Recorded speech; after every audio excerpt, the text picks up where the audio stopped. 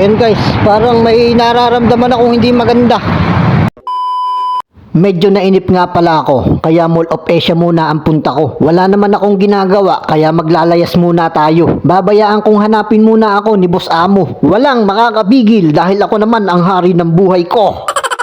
Kaya maglalakad na ako dahil kulang naman yung pamasahe ko. Ballpen lang kasi ang dala ko. Hindi naman pwedeng utangin dun sa taxi na sasakyan ko. Ililista ko sana sa palad ng driver yung kulang na pamasahe ko. Joke lang. Bali malapit lang naman itong Mall of Asia sa pinagtatrabahuhan ko. Kaya walk in the walk lang tayo. Ito nga pala yung overpass ng Mall of Asia. At dito mo makikita yung Global na nakapwesto sa gitna ng kalsada. Di yan umiikot ang mga sasakyan papuntang Bendia. Akala ko nga ako ay sasakay na para diretso na ng Lucena. Yang strike lang ang sinasakyan. Aba, CRB na lumampas sa tulay. Nakakamangha ay. At dahil nga sa mall tayo pupunta, pumasok na ako. Hindi lang ako masyadong nakapaggala, baka ako ay maligaw dito. Kaya naman, sa tabing dagat na lang ako dumiretso at escalator pa ang sinakyan ko. Anak ka ng ina mo, akala ko ba ay umaandar to? Bakit walk in the walk pa rin tayo?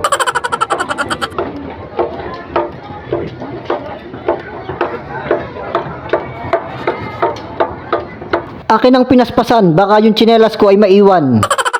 At nang ako ay makababa na, bigla akong nalungkot. Nakakatamlay palang maggala mag-isa. Hindi maganda ang aking nakikita dahil lang namamasyal dito, pamilya. Maganda sanang mamasyal dito kung kasama mo yung jowa mo. Ay, nadulas na naman tayo. Yari na naman ako nito.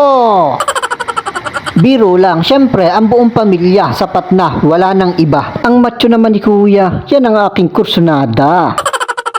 Natsempuhan ko nga uli na maraming tao dito. Hindi na nga ako masyadong naggala dahil hindi ko naman na-enjoy yung pagpunta ko dito. Sayang, nakatakas pa man din ako kay Boss Amo. Akala ko mai-enjoy ko ang paggagala ko. Kaya video-video lang tayo dito sa Gedli kahit maingay yung aking katabi. Mas nagustuhan ko pang tumingin dito kaysa sa mga rides na nasa likuran ko. Masarap talagang mamasyal kapag kasama ang pamilya. Walang bisa boy kapag tayo lang ang liligaya. Tingnan nyo naman, basta't magtotropa, basta't maramihan, talagang masaya. Nakakaboring talaga. Kaya ang gagawin ko, ako ay uuwi na. Alas 6 na nga ng hapon ako namasyal, kaya siguradong gagabihin na ako sa daan. Pero walang problema yan dahil ako naman atapang.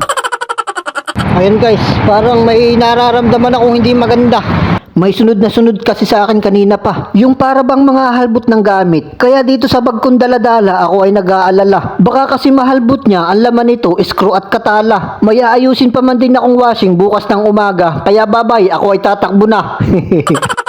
Aba teka, may balot dito ah. Tama-tama, meron pa akong barya. Makabili ng isa. Pampalakas ng tuhod, sa siko ay pampatibay ng tukod.